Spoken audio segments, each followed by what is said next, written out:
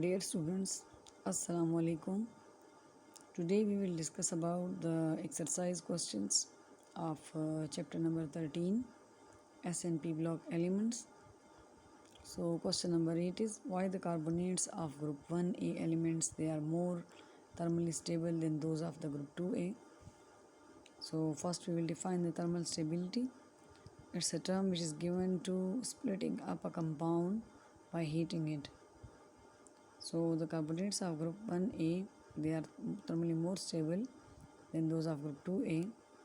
Now the reason is given here, like the group 2A elements, they are cations, they have greater charge density because they have +2 charge, and they have small size due to double positive charge.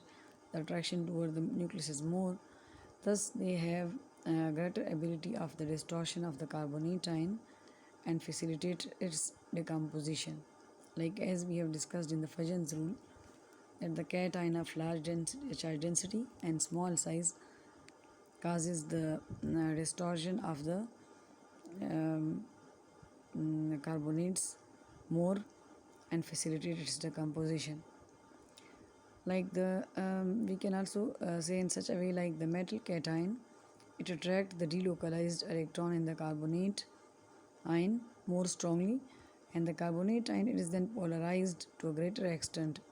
Thus the carbonates of the group 2 elements they are thermally less stable than the group 1A carbonates. Like the group 1A elements cations they have smaller charge density and larger size, so they do not distort the carbonate ions to a greater extent.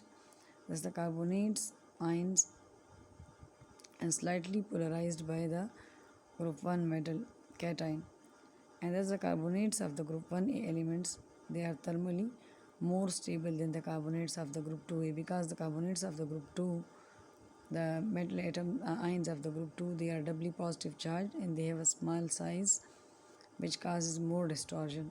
Like according to the Fajans rule, the cation of a small size and large charge density they form covalent bond. So as the covalent bond is weaker bond as compared to the ionic bond, so it will easily break up. Now the next is question number XIV. So why the atomic radius of the argon it's larger than all members of the third group. So first we will write the statement. The statement we will write in such a way, like we remove the y word, like atomic radius of the argon is larger than all members of the third group period. So here first we define the atomic radius, like it's the distance between the nucleus and the outermost shell of an electron of an atom, or it can also be defined as the distance from the center of the nucleus of an atom to a point where the electron cloud density is effectively zero. Or in case of covalent compounds, we can also define half of the distance between the nuclei of two similar bonded atoms is also called atomic radius. As you know from your previous course, atomic radius can be defined by the different ways.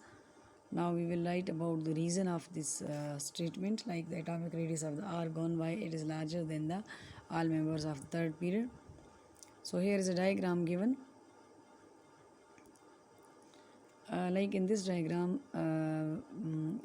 we have mentioned that sodium, magnesium and aluminium from left to right, these are metals and they form metallic bonds, so their radii will be called metallic radii. Actually the name of the different radii is given on the basis of the type of bond which they form. Then is the silicon, phosphorus, sulfur and chlorine, and they have the covalent radii because they form a covalent bond.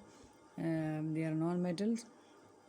And the last one is argon, which have a larger atomic radius. They have van der Waals forces, and their radii will be called the van der Waals radii. Actually the van der Waals forces they are very weak forces. They only develop when the two atoms come close to each other. Actually the argon it do not have, we can say it do not have a true chemical bond. It only develop a weak van der Waals forces.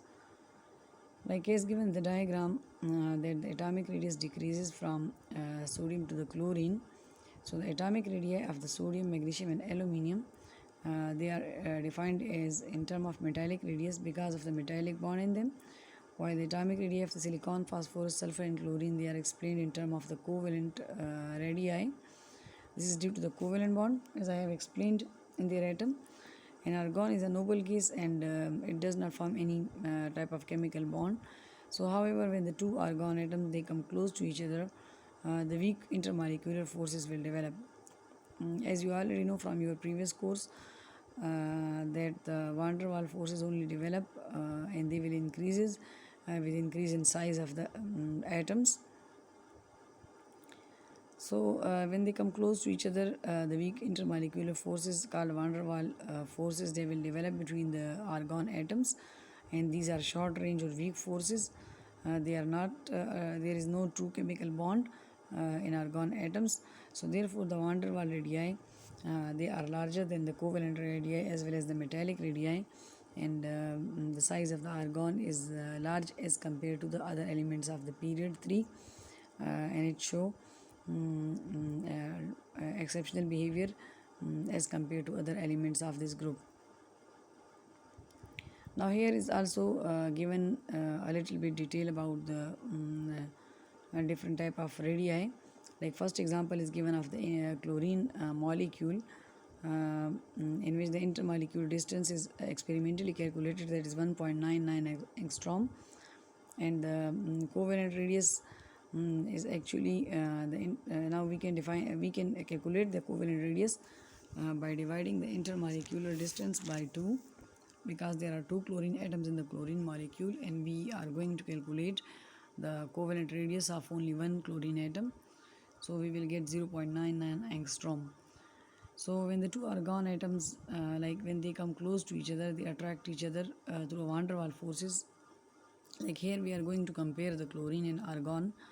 The van der Waals distance between the two argon atom, if they come close to each other, that is 3.82 angstrom, and now we can calculate from it the covalent radius by dividing the van der Waals radius by the 2.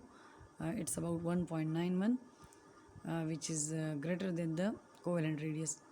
So the atomic radius, this is actually a mathematical proof or experimental proof which shows that the atomic radius of argon it's larger than the all members of the group 3, period 3, as here we have compared with the chlorine covalent radius, that is 0.99.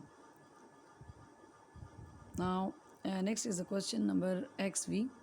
Why the fall in ionization energy occurs at aluminium and sulfur in the same period? So here first of all we write the statement in the form of positive sentence, like we remove the y and we write fall in ionization energy occurs at the aluminium and sulfur in the same period. So before we write about the explanation, we first define the ionization energy term, like first ionization energy and the second ionization energy. So the first ionization energy is the amount of energy which is required to remove the most loosely bound electron from 1 mole of an gaseous atom to produce 1 mole of electron monopositive ion, that is called first ionization energy. It means like the first for the energy which is required for the removal of first electron is called first ionization energy, and as a result single positive charge appear on that atom from which the first electron is removed.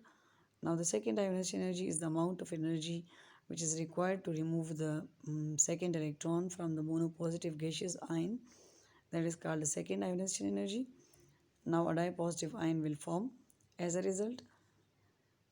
Now we will explain about the reason, like generally the ionization energy it will increases when we go in a period from left to right. In the same period when we go from left to right, the ionization energy increases, but the ionization energy of the aluminium it decreases after magnesium. If you look at the book, it's given in the book, the graph is also given in which that the aluminium The ionization energy of the aluminium, it decreases after magnesium, and in the same way the fall of the ionization energy, it can be explained by looking at the electronic configuration of magnesium and aluminium. Like if we write the electronic configuration of magnesium, it has two electrons in the s subshell, which is a valence shell, while in case of the aluminium, there is the outermost subshell is p, and it has one electron. So the outer electrons in the aluminium is in the p subshell. This is higher in energy, and it is very far, as we know already that the s subshell, it is very near to the nucleus as compared to the p subshell, and p is near to the nucleus as compared to the d, and d is also near to the nucleus. S is near to the nucleus as compared to P, and then P is near to the nucleus as compared to D, and D is near to the nucleus as compared to F. So it means F is very far from the nucleus. In the same way, here we are comparing the S and P. So P is far from the nucleus while S is near to the nucleus. So like we can say here, the outer electron in the aluminium, it is in the p subshell. So this is higher in energy and far from the nucleus for nuclear attraction, as compared to the outer electron of the magnesium, which is in the s subshell. So less energy will be required to remove the electron from the aluminium, because it is the last electron of the aluminium is present in the p subshell, and it's very far from the nucleus, so its removal is easy, and less energy will be required for its removal. So we can say like the when we go from left to right, so the ionization energy of aluminium, it's less than magnesium, although in trend when we discuss from left to right, the ionization energy will increases. So here are two irregularities or anomalies, but here again we are the second one anomaly or irregularity we are discussing, that is phosphorus and sulfur.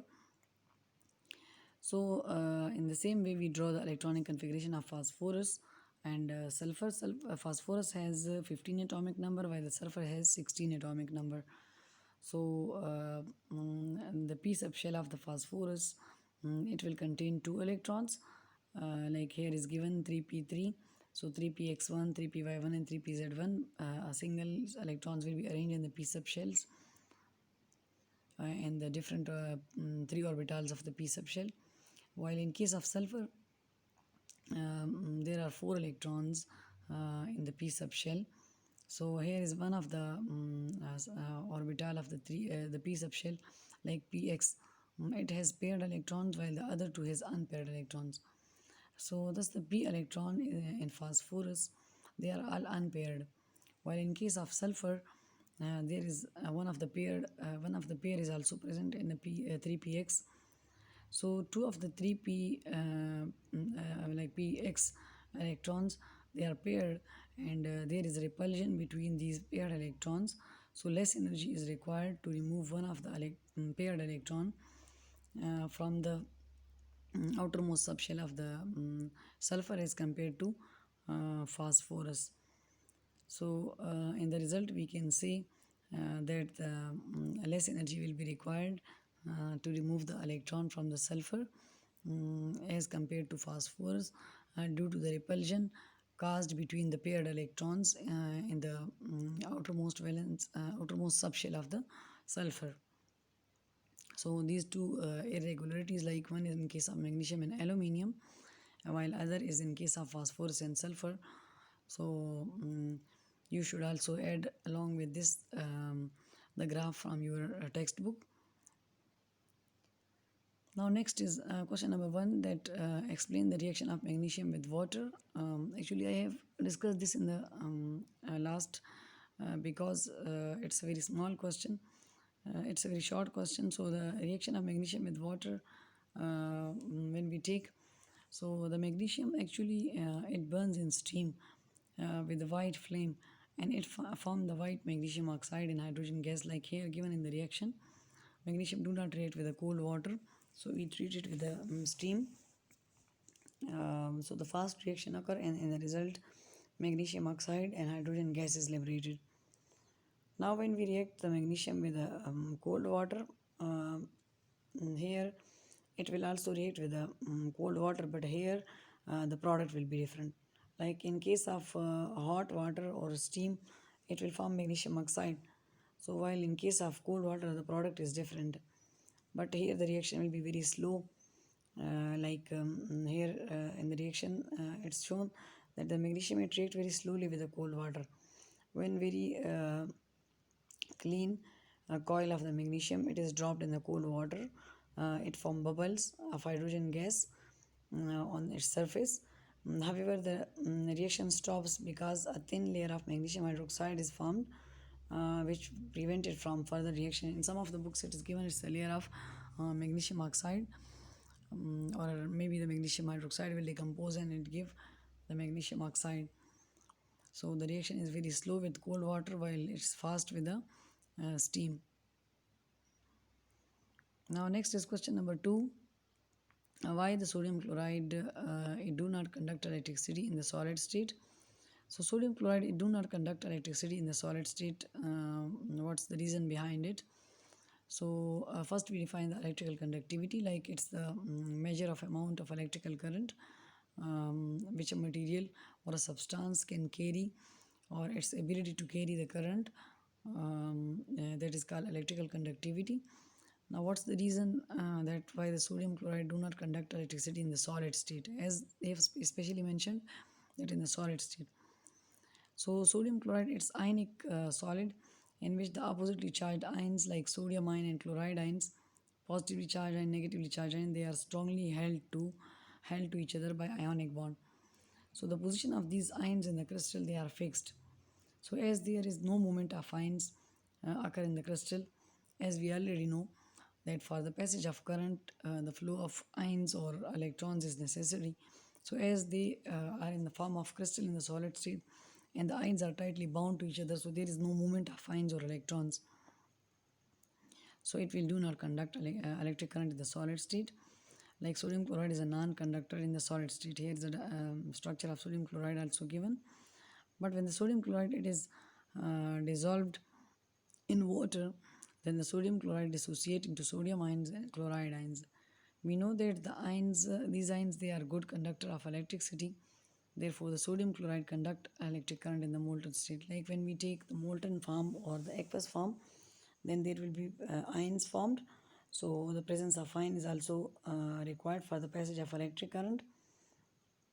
So now here is also given the in case of when we dissolve the sodium chloride in water, it's hydrated in such a way that the sodium ion is surrounded by the water in such a way that the negative part of the water, like oxygen, it's toward the sodium ion. In the same way, chloride is a negative part of sodium chloride, so it's surrounded by the water molecule in such a way that the positive part of the water molecule is toward the chloride ions.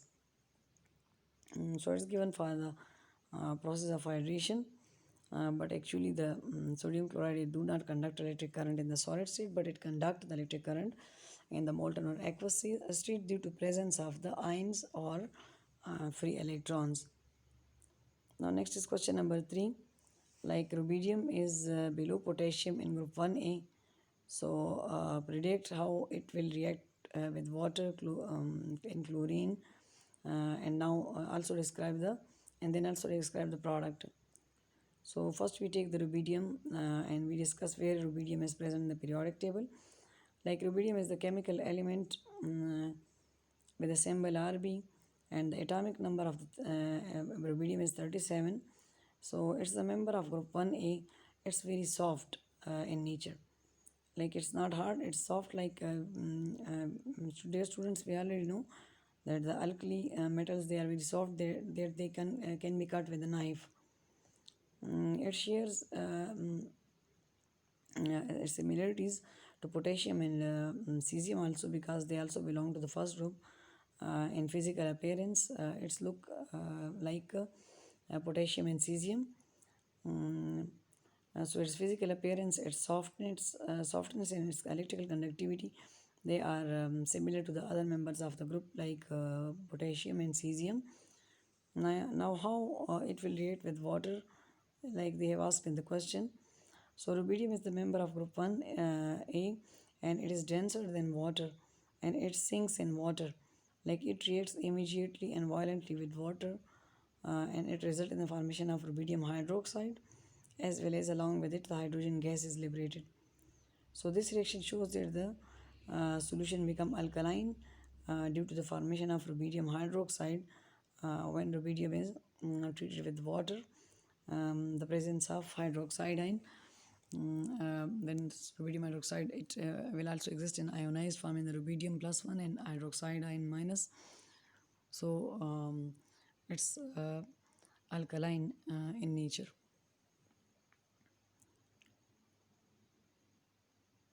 Now here the reaction with chlorine.